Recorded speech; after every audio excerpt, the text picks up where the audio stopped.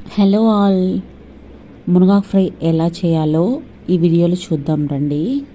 ముందుగా ఒక ప్యాన్ తీసుకోండి. అందులో ఆవాలు, కట్ చేసుకున్న ఆనియన్ వేసి వేయించుకోండి.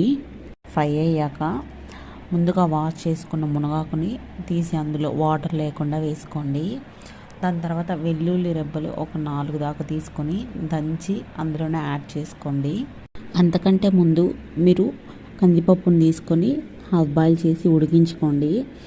ఇందులో కందిపప్పే వేయాలని ఏం లేదండి, మీకు నచ్చిన పప్పులు ఏవైనా కానీ ఫుల్ బాయిల్ కాకుండా హాఫ్ బాయిల్ వేసి వేయించుకోండి, చాలా బాగుంటుంది. ఇక్కడ నేనైతే కందిపప్పు తీసుకున్నా అండి.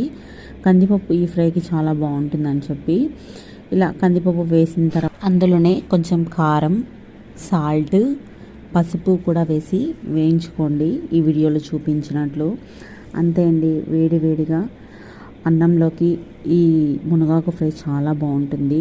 మునగాకు ఫ్రై లాగానే కాకుండా ఇంకా చాలా వెరైటీస్ చేసుకోవచ్చండి. చాలామందికి ఈ మునగాకుతో ఇలా కర్రీ వండుకోవచ్చని తెలియకపోవచ్చేమో.